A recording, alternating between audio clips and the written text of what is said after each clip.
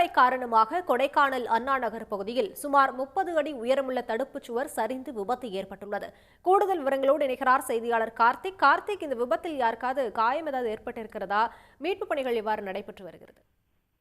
நிச்சயமாக. அதாவது கொடைக்கானலை பொறுத்தவரையில் வடகிழக்கு பருவமழை துவங்கிய முதல் நாளிலிருந்தே கொடைக்கானலில் தொடர்ந்து பரவலாக மழை பெய்து வருகிறது. குறிப்பாக இந்த 2 நாட்களை பொறுத்தவரையில் கொடைக்கானலில் அதிகபட்சமான மழையானது கொடைக்கானல் மலைப்பகுதி முழுவதும் கனமழை தொடர்ந்து பெய்து வருகிறது.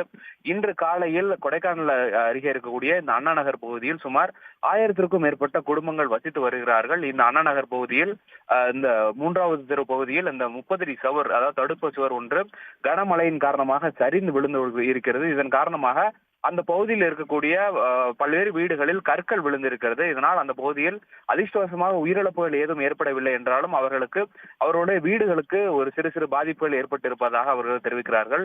மேலும் 30 வருடங்களாக அங்க இருக்கக்கூடிய அந்த தடுப்பு சுவரை சரி செய்யவில்லை என்ற ஒரு குற்றச்சாட்டும் இருந்து வருகிறது. மேலும் இந்த மீட்பு பணிகளை தொடர்ந்து நடைபெற்று அந்த தடுப்பு சுவரை முழுமையாக கட்டி முடிக்க வேண்டும் என்ற ஒரு கோரிக்கையும் தற்போது வைத்திருக்கிறார்கள். விவரங்களுக்கு நன்றி கார்த்திக். உடனுக்குடன் செய்திகளை தெரிந்து கொள்ள சன் நியூஸ் பெல் ஐகானை கிளிக் பண்ணுங்க.